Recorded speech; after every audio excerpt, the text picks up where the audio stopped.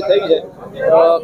કેવો હર્ષની લાગણી હતી ને ક્યાં ક્યાંથી મહેમાનો આવ્યા અને શું હતું આયોજન? સર્વપ્રથમ તો સમગ્ર ગુજરાતની અંદર અને ખાસ કરીને આપણા કચ્છમાં અને તેમાં પણ ખાસ કરીને અબડાસા તાલુકાની અંદર મેઘ કૃપા થઈ છે, તો આ સર્વેને આ મેઘ કૃપાના ખૂબ ખૂબ મીડિયાના માધ્યમથી શુભેચ્છા પાઠવું છું। સાથે દર વર્ષની જેમ આ વર્ષે પણ રાતા તળાવ મધ્યે આ આશાપુરાના પાટણગઢમાં સંત શ્રી બાલરામજી મહારાજ પાંજરાપોળ વર્ષોથી કાર્યરત છે, તેના પાટણગઢમાં આવેલ તળાવની જે રાતા તળાવ જેના ઉપરથી આ પાટણગઢનું નામ પડ્યું છે, એ તળાવની અંદર નીરના વધામણા કરવા માટે દર વર્ષની જેમ મેઘ લાડુનો ઉત્સવ ઉજવવામાં આવ્યો હતો। આ ઉત્સવ પ્રસંગે ખાસ કરીને અમારા સંસ્થાના સંસ્થાપક અને જેમણે આજીવન ગૌ સેવાની ભેખ ધારણ કરી છે એવા મનજી બાપુના સાનિધ્યમાં, નેતૃત્વમાં કે આગેવાનીમાં આસપાસના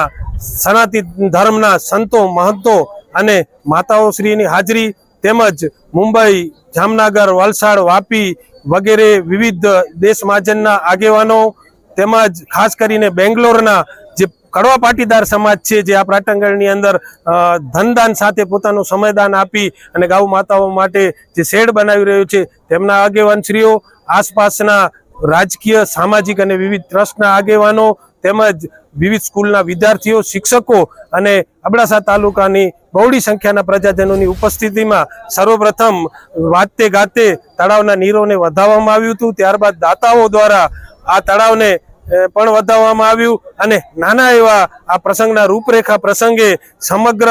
આપણા કચ્છી ભાનુશાલી માંડવી દ્વારાના મંત્રી દ્વારા ₹25 લાખનો ચેક જે છે એ સંસ્થાને અર્પણ કરવામાં આવ્યો। તે ઉપરાંત વિવિધ દાતાઓ દ્વારા અંદાજિત 10 લાખ રૂપિયા જેટલા બીજું અનુદાન મળેલ છે, ગૌપૂછો વગેરે પણ મળેલ છે। આઈ શ્રી ચંદુ માતાએ ખાસ કરીને આ પ્રસંગે આશીર્વચન આપ્યા હતા અને સાથે સાથે નલિયા મધ્યે જે સદગુરુ મેડિકલ ચેરિટેબલ ટ્રસ્ટ માટે હોસ્પિટલનું નિર્માણ કરવા જઈ રહ્યા છીએ, એની જમીન લેવાની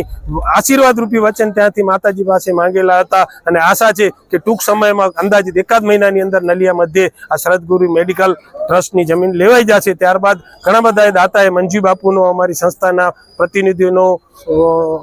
કોન્ટેક્ટ કરેલ છે અને અનુદાન આપવા માટે તત્પર છે, તો એમના અનુદાન પણ સ્વીકારવામાં આવશે। સાથે સાથે રાતા તળાવ મધ્યે આ આશાપુરાના મંદિરનું જીર્ણોદ્ધારનું કાર્ય પણ શ્રી ગૌતરામ સત્સંગ મંડળ મુંબઈ દ્વારા હાથ ધરવામાં આવ્યું છે, તેના વિશે પણ મંજી બાપુએ વિગતવાર વાતચીત કરી હતી। તો આ એક મેઘલાડુનો પ્રસંગ રૂપે મેઘલાડુને ગાયોને પ્રસાદ ખવડાવ્યું, પણ કુદરતે આ તાલુકાના વિકાસ અર્થે કહી શકીએ કે કાર્યક્રમ કહી શકીએ તો રાતા તળાવ મધ્યે એક પર્યટન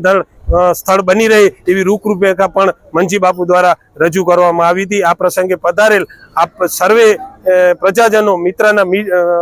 મીડિયાના મિત્રો અને અહીં ઉપસ્થિત રહી અમારી સંસ્થાને બિરદાવવા માટે જે પ્રોત્સાહન પૂરું પાડ્યું છે, મીડિયાના માધ્યમથી આપ સર્વેનો ખૂબ ખૂબ આભાર માનું છું।